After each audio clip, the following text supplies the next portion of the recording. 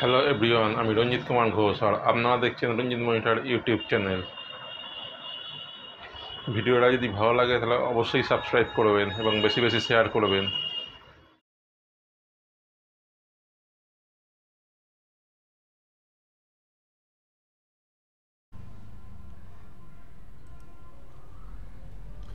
নমস্কার বন্ধুরা, কি আমরা ফটোশপে মাস্কিং কী করে করতে হয় সেটা দেখব।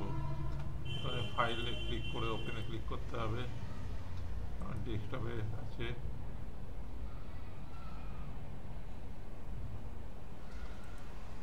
এই ছবিটাকে নিয়ে আসছি। নিয়ে আসার পর এখানে টেক্সট দিয়ে লিখবো।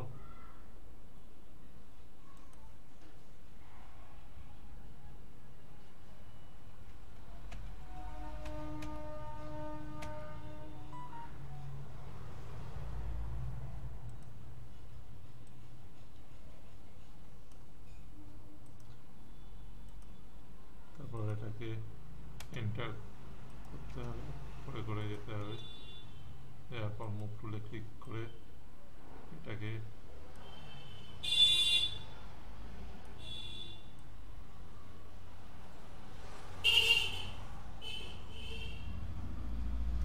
করতে হবে। করার পর এটাকে আউটলাইন বা স্ট্রোক দিতে হবে। এটাকে তার আগে ওকে করে দিতে হবে। এখানে লেয়ার নেই, লেয়ারটাকে নিয়ে আসতে হবে। তারপর এখানে ডবল ক্লিক করতে হবে। লেয়ার প্যালেট খুলে গেছে। এখানে স্ট্রোক দিতে হবে। স্ট্রোকটাকে একটু বেশি করে দিচ্ছি। এখানে ব্ল্যাক আছে, এটাকে আমি হোয়াইট করে দিচ্ছি। এটা একটু বড় করে দিচ্ছি, মোটা করে দিচ্ছি। ওকে করে দিলাম।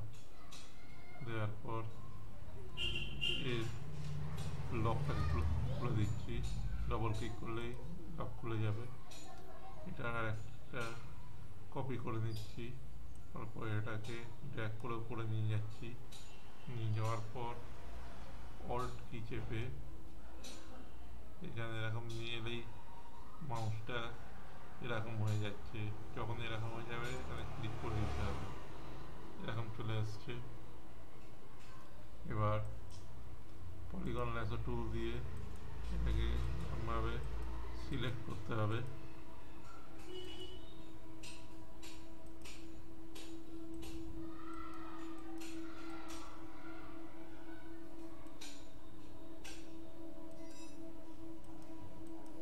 আস্তে আস্তে সিলেক্ট করতে হবে এরকমভাবে।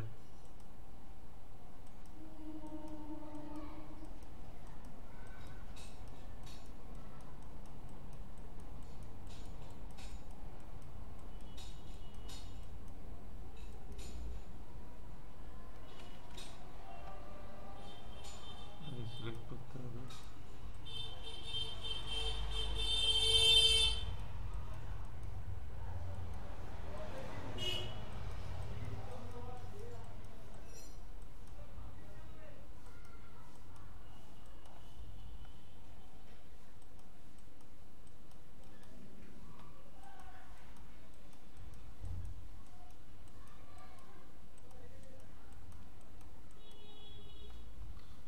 সিলেক্ট করার পর এটাকে ব্যাকগ্রাউন্ডটাকে সিলেক্ট করতে হবে। লেয়ারটাকে সিলেক্ট করার পর মাস্কিং করতে হবে।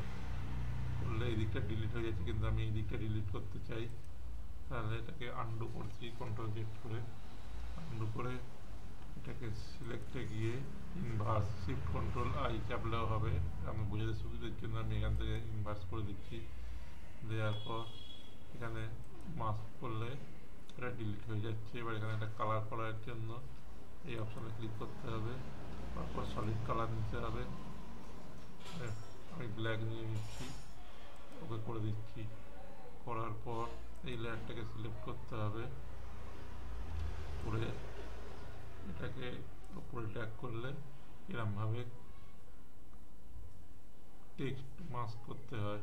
ভিডিওটা যদি ভালো লাগে তাহলে সাবস্ক্রাইব করবেন এবং বেশি বেশি শেয়ার করবেন। যদি বুঝতে কোনো রকম অসুবিধা হয় তাহলে কমেন্ট সেকশনে গিয়ে কমেন্ট করবেন।